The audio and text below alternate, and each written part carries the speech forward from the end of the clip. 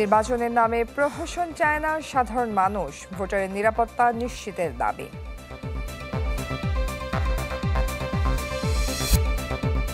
ওয়াশিংটনে Trump Zelensky বৈঠক আজ, আলোচনায় যোগ দেবেন ইইউ নেতারাও।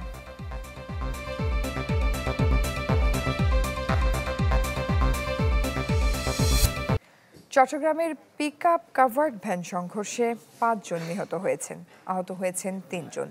ফায়ার সার্ভিস জানায় ভোর 4:30টার দিকে সিটি গেট এলাকায় দুটি গাড়ির সংঘর্ষ হয়। এতে ঘটনাস্থলে পিকআপ ভ্যানের চালক ও ৩ যাত্রী নিহত হন। খবর পেয়ে ফায়ার সার্ভিস গিয়ে আহতদের উদ্ধার করে হাসপাতালে পাঠায়। সেখানে চিকিৎসাধীন অবস্থায় মারা যান আরও একজন। চালক ছাড়া নিহত আহত সবারই বাড়ি সীতাকুণ্ডের ফৌজদারহাট জেলে পাড়ায়। তারা সেখান থেকে চট্টগ্রাম নগরে ফিশারিঘাটে যাচ্ছিলেন। এদিকে মাদারীপুরে মোটরসাইকেলের ধাক্কায় এক মসজিদের ইমামের মৃত্যু হয়েছে।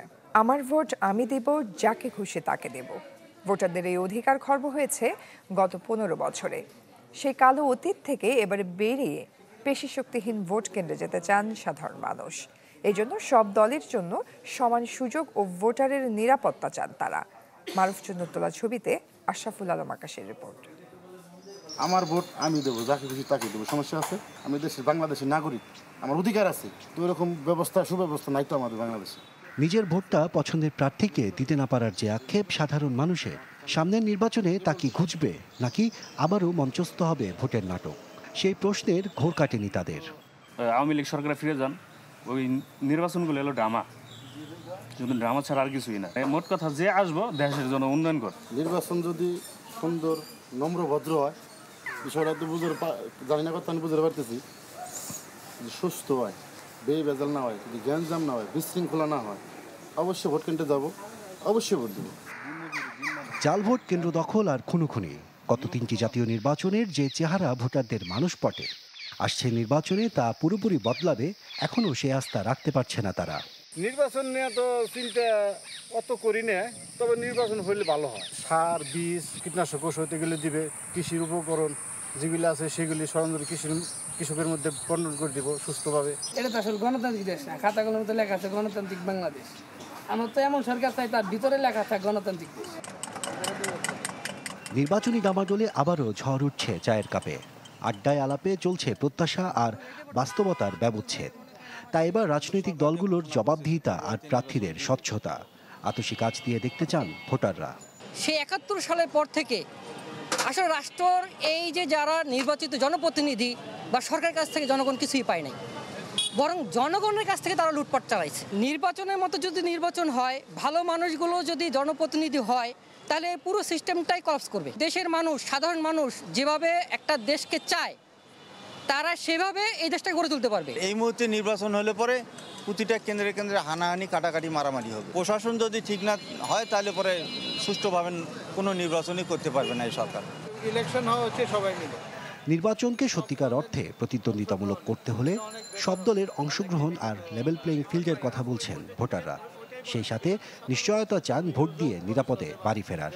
100% ফেয়ার, উৎসব মুখর এবং ভালো নির্বাচন, যেটা নাকি মানুষ ভোট দিতে পারে, এবং প্রশ্নবিদ্ধ না হওয়ার জন্যই সব দলকে অংশগ্রহণ করতে দেওয়া উচিত। ইন্টারিম গভর্নমেন্ট তো ধরেন সব সিদ্ধান্ত নিতে পারছে না, তো আমি মনে করি নির্বাচিত সরকার আসা প্রয়োজন। নির্বাচনের 1 মাস বা 2 মাস আগে আমাদের দেশের লইং ফোর্স সরকারের আচরণবিধি বলে দিবে যে আমরা নির্বিঘ্নে ভোট দিতে পারবো কি পারবো না। ভোটকে নোট বানানোর মেশিন আর ক্ষমতাকে শোষণের হাতিয়ার, এই মঞ্চ থেকে বেরিয়ে নতুন ভাবনায় দেশ গড়বে নতুন কোনো সরকার। নতুন বাংলাদেশে সেই প্রত্যাশাটুকুই রাখছে সাধারণ মানুষ। Ashraful Alam Akash, channel 24, Dhaka. Diploma full cream milk powder যুগ যুগ ধরে ডেসার্টকে বানায় এতটা ডিলিশিয়াস, যার চোখ ধাঁধানোর স্বাদের কাছে হারবে সবাই। নিউজিল্যান্ডেরই কক্সবাজার টেকনাফ সড়ক অবরোধ করেছে রোহিঙ্গা ক্যাম্পের শিক্ষা প্রকল্প থেকে চাকরিচ্যুত শিক্ষকরা। সকালে উখিয়ায় কোর্টবাজার এলাকায় অবরোধ শুরু করেন তারা, পরে অবস্থান নেন কক্সবাজার টেকনাফ সড়কে। তাতে ব্যাহত হয় যান চলাচল, দুর্ভোগে পড়েন যাত্রী ও পথচারীরা। আন্দোলনকারীদের অভিযোগ, বিনা কারণে ছাঁটাই করা হয়েছে রোহিঙ্গা ক্যাম্পে কর্মরত 1250 জন শিক্ষককে। দাবি জানান অবিলম্বে তাদের চাকরিতে পুনর্বহালের।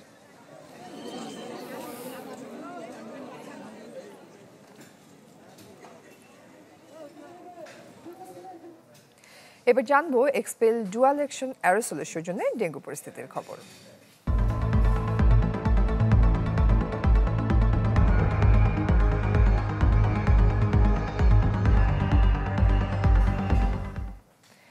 উদ্বেগজনক হারে বাড়ছে ডেঙ্গুতে আক্রান্ত ও মৃত্যু।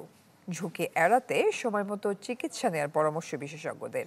তারা বলছেন ডেঙ্গুতে শুধু জ্বরের সময় নয়, বরং জ্বর কমে যাওয়ার পরও থাকতে হবে সতর্ক। বর্ষা এলেই বাড়ে ডেঙ্গুর প্রকোপ। চলতি মৌসুমে ইতিমধ্যেই আক্রান্ত ও মৃত্যুর সংখ্যা বাড়ছে উদ্বেগজনক হারে। চিকিৎসকরা বলছেন ডেঙ্গুতে শুধু জ্বরের সময় নয়, বরং জ্বর কমে যাওয়ার পরের ক্রিটিক্যাল ফেজেও থাকতে হবে সর্বোচ্চ সতর্কতা। কারণ তখনই শরীরে প্লাজমা লিকেজ, রক্তপাত বা শকের মতো জটিলতা দেখা দিতে পারে। তাই প্রথম দিনেই রক্ত পরীক্ষা করানোর পরামর্শ বিশেষজ্ঞদের। ডেঙ্গু হলে যে আমাদের নিয়মিত রক্ত পরীক্ষাটা করতে বলা হচ্ছে, প্রথম দিনে আমাদের ডেঙ্গু হয়েছে কিনা, যে কোনো জ্বরের ক্ষেত্রে ডেঙ্গুটা হয়েছে কিনা সেটা শনাক্ত করে নিতে হবে। সেটার জন্য আমরা ডেঙ্গু NS1 যে টেস্টটা আছে সেটা এবং ডেঙ্গু IgG এবং IgMটা করে আমরা বুঝতে পারবো যে ডেঙ্গু হয়েছে কিনা। ডেঙ্গুটা যদি হয়ে থাকে তাহলে সেক্ষেত্রে প্রতি 1 দিন বা 2 দিন পর পরে কিন্তু আমাদের প্লেটলেট কাউন্টটা করে দেখতে হবে যে প্লেটলেট কাউন্ট কমে যাচ্ছে কিনা।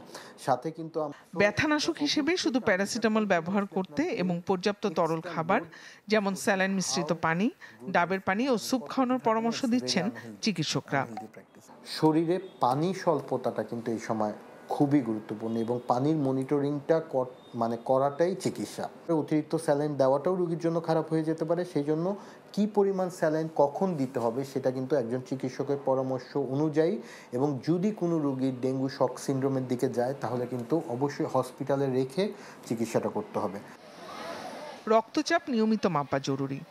সিস্টোলিক 100-র নিচে, ডায়াস্টোলিক 60-এর নিচে বা পালস প্রেশার 20-এর কম হলে দ্রুত হাসপাতালে ভর্তি হতে হবে। যদি ডেঙ্গু ভাইরাসে আক্রান্ত রোগীর প্লেটলেট কাউন্ট কমতে থাকে, হিমাটোক্রিট কমে যায় বা প্লাজমা লিকেজের সম্ভাবনা থাকে, তাহলেই কিন্তু ওই শকের দিকে যেতে থাকে, তখনই ব্লাড প্রেশারটা কমতে থাকে। সেই জন্য আমার অ্যাকচুয়ালি নিয়মিত ব্লাড প্রেশারটা মনিটর করতে হবে এবং 1 দিন 2 দিন পর পর ব্লাডের রক্ত পরীক্ষা করে আমার আইডিয়া নিতে হবে যে আমি কি ঝুঁকির দিকে যাচ্ছি কিনা। একদিনে 3 বারে বেশি বমি বা ডায়রিয়া, এই দুটোই বিপদের লক্ষণ। এ সময় দেরি না করে চিকিৎসকের শরণাপন্ন হওয়ার পরামর্শ সংশ্লিষ্ট বিশেষজ্ঞদের।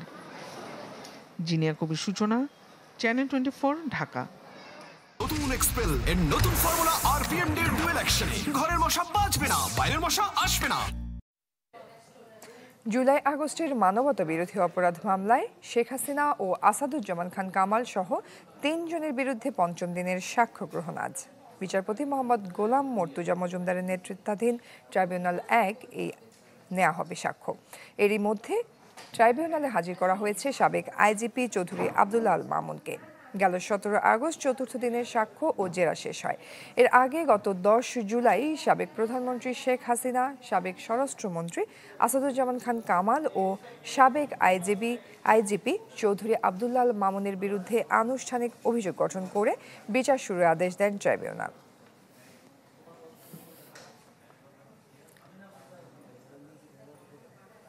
সংবাদের এই পর্যায়ে একটি বিরতি। জাহাঙ্গীরনগর বিশ্ববিদ্যালয় কেন্দ্রীয় ছাত্র সংসদ নির্বাচনে আজ থেকে শুরু মনোনয়নপত্র সংগ্রহ ও জমাদান। এ বিষয়ে নিয়ে আরো বিস্তারিত খবরাখবর জানাতে আমাদের সাথে সরাসরি যুক্ত হচ্ছেন সহকর্মী অপু ওহাব। চলে যাচ্ছি তার কাছে। অপু, কখন থেকে শুরু এই সংগ্রহ এবং জমাদান এবং সবশেষ কি তথ্য আছে আপনার কাছে? জয়ী, 32 বছর পর জাহাঙ্গীরনগর বিশ্ববিদ্যালয়ের ছাত্র সংসদ এবং হল সংসদ নির্বাচন অনুষ্ঠিত হতে যাচ্ছে আগামী 11ই সেপ্টেম্বর। সেই অনুসারে আজকে হচ্ছে মনোনয়নপত্র জমাদান এবং সংগ্রহ করা দুটি শুরু হয়েছে। এরই মধ্যে শুরু হয়ে গেছে ঘোষিত তফসিল অনুযায়ী, কিন্তু নির্বাচন কমিশন কার্যালয় এরই মধ্যে তাদের কার্যক্রম শুরু করেছে। 2-1 জন এর মধ্যে এসেছে, তবে এখন পর্যন্ত কিন্তু মনোনয়নপত্র সংগ্রহ করেনি কোনো পক্ষই। মনোনয়নপত্র সংগ্রহ করে আমরা রয়েছি কমিশন কার্যালয়ে। আমি একটু দেখাতে চাই যে এখানে কিন্তু কমিশন কর্মকর্তারা রয়েছেন এবং এর মধ্যে ভোটার তালিকা ঘোষণা করা হয়েছে। ঘোষিত ভোটার তালিকা অনুসারে কিন্তু 11,919 জন এখন পর্যন্ত ভোটার রয়েছে। এবং আমরা একটু কথা বলার চেষ্টা করব যে এই মনোনয়নপত্র কার্যক্রমটি কিভাবে চলবে। স্যার, এই নির্বাচনটি তো 32 বছর পরে হচ্ছে, তো অনেকেই নতুন, যারা এই কার্যক্রমে ভোটাররাও নতুন, আপনারা অনেকেই এই ইলেকশন প্রক্রিয়াটি করেছেন কিনা, কিভাবে সম্পন্ন হবে? আমরা আশা করছি জাহাঙ্গীরনগর বিশ্ববিদ্যালয়ে দীর্ঘ 33 বছর পরে যে নির্বাচনটির প্রস্তুতি নেওয়া হচ্ছে, আশা করছি সেই নির্বাচনটি সকল অংশীজনের সহযোগিতায় যথাযথভাবে অনুষ্ঠিত হবে। আমরা ইতিমধ্যে নির্বাচনের তফসিল ঘোষণা করেছি। সেই তফসিল অনুযায়ী আজ থেকে আগামীকাল পর্যন্ত মনোনয়নপত্র সংগ্রহ এবং জমাদানের তারিখ, এবং একযোগে বিশ্ববিদ্যালয়ের 21টি হলে, তার মধ্যে 11টি ছাত্র শিক্ষার্থী হল এবং 10টি ছাত্রী শিক্ষার্থী হলে আজকে থেকে মনোনয়নপত্র প্রদান এবং জমাদান প্রক্রিয়া শুরু হয়েছে। একই সাথে কেন্দ্রীয় শিক্ষার্থী সংসদেরও মনোনয়নপত্র জমাদানের এবং প্রদানের কার্যক্রম শুরু হয়েছে। ধন্যবাদ। শুনছিলেন যে শুধু কেন্দ্রীয় ছাত্র সংসদ না, হল সংসদ নির্বাচন একই সাথে অনুষ্ঠিত হচ্ছে এবং আগামী 11। আপনাকে ধন্যবাদ। দর্শক, আমরা জানছিলাম জাহাঙ্গীরনগর বিশ্ববিদ্যালয় কেন্দ্রীয় ছাত্র সংসদ নির্বাচনে মনোনয়নপত্র সংগ্রহ এবং জমাদান বিষয়ে বিস্তারিত খবরাখবর। পরবর্তী সংবাদ, সিলেটের ভোলাগঞ্জে সাদা পাথর লুটের ঘটনার 4 দিনে প্রায় 4 লাখ ঘনফুট পাথর উদ্ধার হয়েছে। এখন পর্যন্ত গ্রেপ্তার হয়েছে 9 জন। সকাল থেকে সিলেট কোম্পানিগঞ্জ রোডে যৌথ বাহিনীর চেকপোস্টে শত শত পাথর বোঝাই ট্রাক আটকে তল্লাশি চলছে। আটককৃত ট্রাকগুলোর মালামাল যাচাই বাছাই করা হচ্ছে। এদিকে পাথর লুটের ঘটনায় জেলা প্রশাসনের তদন্ত কমিটি নির্ধারিত সময়ের মধ্যে প্রতিবেদন জমা দিতে ব্যর্থ হয়েছে। তারা আরও 3 দিনের সময় বাড়ানোর আবেদন করেছে।